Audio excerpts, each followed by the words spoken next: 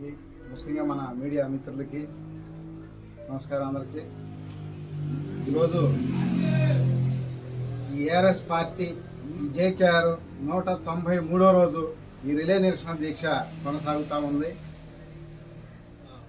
అయితే ఒక మంచి పని కోసం పోరాటం చేస్తూ ఉంటే చిన్న చిన్న ఒడిదుడుకులు గతంలో కూడా చెప్పేవాళ్ళు కదా, మన టీడీపీ నాయకులు కొంతమంది రాజధాని డెవలప్ అవుతుంటే రాక్షసులు వచ్చారు, భగ్నం చేశారని. అలాగే మన ఈ దీక్ష శిబిరం వేలాది మంది వస్తే అందరినీ రానియకుండా మీరు ఇంట్లో చేసుకోండి అని కొంతమంది రాక్షసుల తత్వాన్ని చూపించి ఈ విధంగా చేయటం జరిగింది. సరే, ఏది ఏమైనా 1,00,000 అడుగులు కూడా ఒక అడుగుతో ప్రయాణం చేసినట్టు ఈ జేకేఆర్ మద్దతుగా వేలాది అడుగులు వచ్చినాయి, వేలాది మంది వచ్చారు, సపోర్ట్ చేశారు. కావాలని కొంతమంది రాక్షసులు ఆపినంత మాత్రాన ఏమీ అవ్వదు. ఒంటరి పోరాటమైనా చేసుకుంటా నేను వెళ్తాను.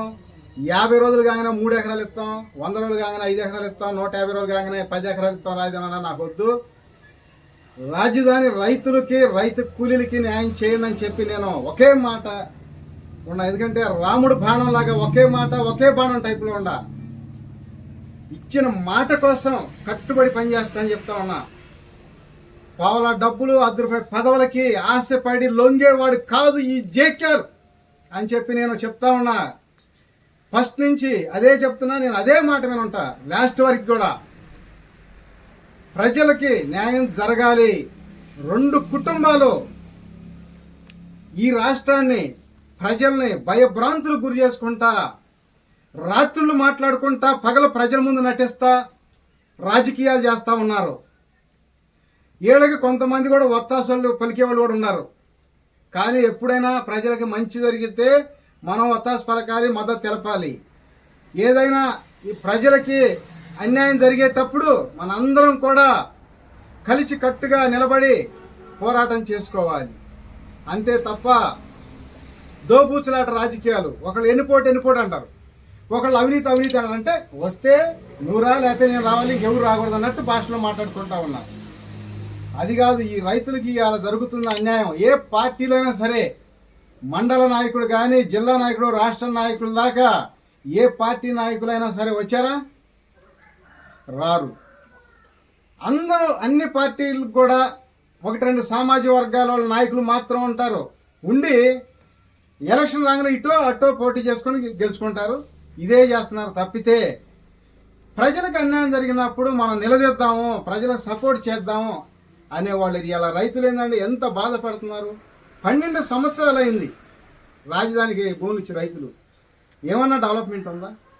సరే చేసామంటున్నారు, చేశారు. రైతులు ప్లాట్లు డెవలప్ చేసి ఇచ్చారా? ఇలా మళ్ళీ సెకండ్ పూలింగ్ అంటే మీరు మళ్ళీ గెలిస్తే సెకండ్ పూలింగ్ తీసుకుంటామని చెప్పారా? చెప్పలా.